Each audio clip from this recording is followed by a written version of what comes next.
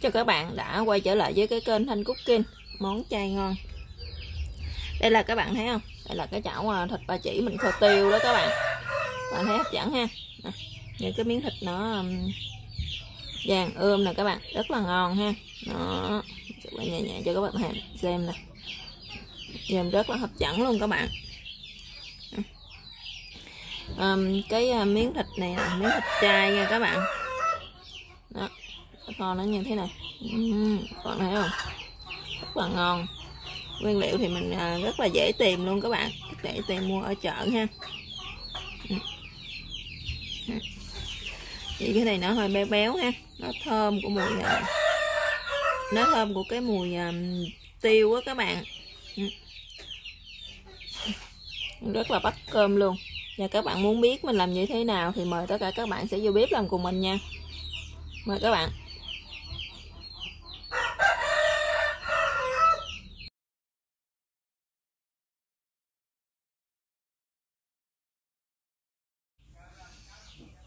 Chào tất cả các bạn, hôm nay mình sẽ chia sẻ với các bạn cái món là thịt ba chỉ ha. Thịt ba chỉ mình sẽ kho tiêu. Đây là cái thịt ba chỉ chay nè các bạn. Mình đã làm nhà đó các bạn nha. Trước tiên thì mình sẽ có đây là 3 miếng thịt ba chỉ nè. Thì 3 miếng này thì mình sẽ làm bằng bánh mì á các bạn. Còn đây là tương cà ha. Đây là mình có một chén tương cà nè, tiêu nè, đường, đây là tương đó các bạn ha, tương xay á ha, và đây là nước mắm chai nè, đây là hạt nêm. Giờ mời tất cả các bạn sẽ vô bếp làm cùng mình nha. Tiên thì chúng ta sẽ bắt một cái chảo lên ha, đắp lên bếp cho nó nóng lên, chúng ta sẽ cho dầu vô nha các bạn. Các bạn cho hơi nhiều dầu một xíu nha, để cho cái phần mình chiên á nó sẽ mau hơn, cái dao nó sẽ giòn hơn đó các bạn.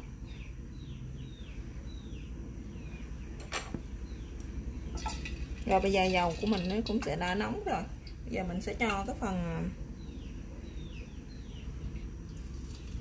tiếp theo vô.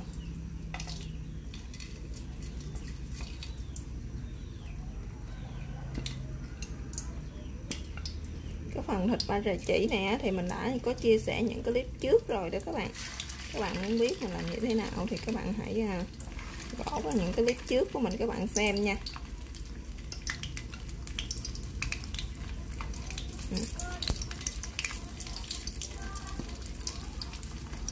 Các bạn chiên cho nó vàng hết mặt giúp mình nha. Rồi bây giờ nó đã vàng một mặt rồi nè các bạn, giờ mình sẽ chở nó nha. Bạn thấy không? Mình chiên, các bạn để lửa cho nó hơi vừa vừa thôi, đừng có quá nhỏ mà đừng có quá lớn thì các bạn chiên nó rất là mau vàng.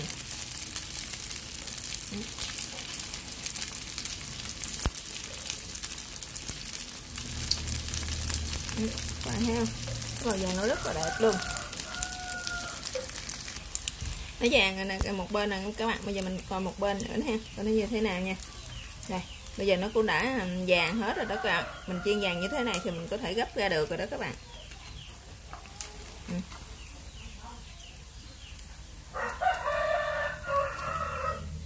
Các bạn gấp ra rồi các bạn để qua cái giấy thấm dầu giúp mình ha, cho nó rút bớt dầu đó các bạn.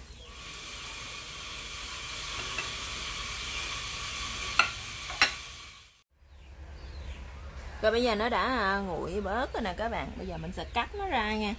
Các bạn cắt nhỏ ra là cho vừa cái phần mình kho tiêu ha.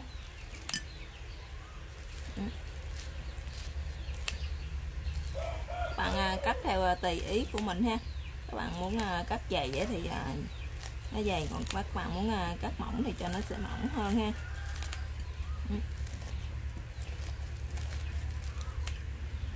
Các bạn cắt như thế cho đến hết cái phần những cái miếng thịt này của mình nha các bạn.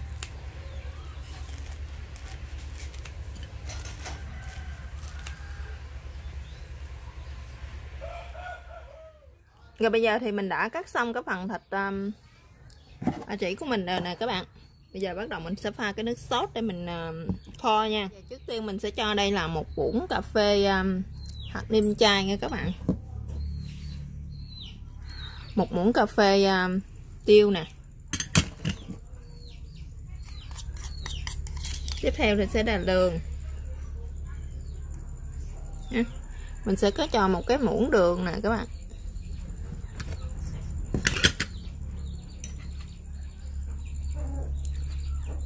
Đây là tương ha, tương ớt hoặc là tương cà gì cũng được nha các bạn. Mình sẽ cho vô đây 2 muỗng dung ha. Và tương xay đó các bạn thì mình sẽ cho vô đây 1 muỗng dung gì nha. Đó, mình sử dụng cái muỗng này. Và nước mắm chai ha. Mình sẽ cho vô đây là 2 muỗng. Đó, các bạn sẽ quậy đều nó lên. Và một ít nước lọc nha các bạn. Thì các bạn cứ cho nó vô xong thì các bạn quậy cho nó tan ra hết nha. Phải cho nó tan ra hết như thế này là được nè các bạn. Rồi các bạn bắt một cái chảo lên trên bếp ha. Thì các bạn để cho cái chảo nó nhỏ gì đó, nó nóng thì mình sẽ cho dầu vô nha các bạn. Mình sẽ sử dụng muỗng này ha, mình sẽ sử dụng 3 muỗng dầu. Các bạn để lửa nhỏ nhỏ thôi nha, đừng để lửa quá lớn. Rồi bây giờ thì mình sẽ cho cái phần nước sốt hồi nãy mình pha đó các bạn, giờ mình sẽ cho nó vô đây.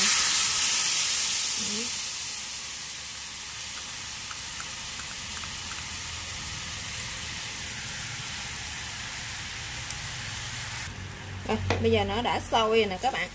Thì các bạn mình thấy nó hơi kẹo xíu ha. Mình sẽ cho thêm một xíu nước nữa.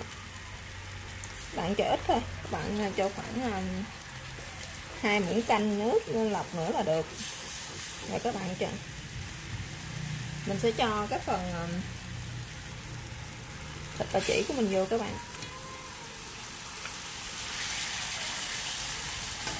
Đó, bây giờ mình sẽ xào nó lên ha, cho nó thấm gia vị vô nha các bạn.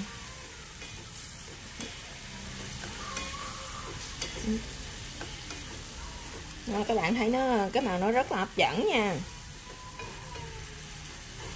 rất là ngon luôn các bạn. Mình kho cho nó kẹo nước lại nữa là được ha các bạn.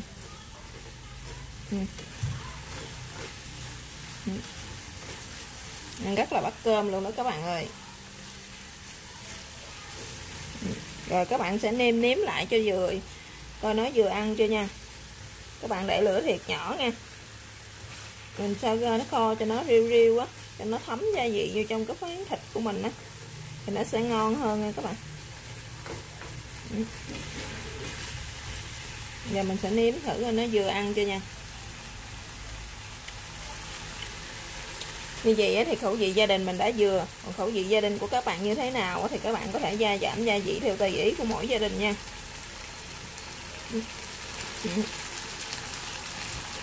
Đó, bây giờ nó đã khô sệt lại rồi đó các bạn. Mình sẽ cho thêm tiêu lên đây ha. Các bạn thấy cái màu rất là bắt không?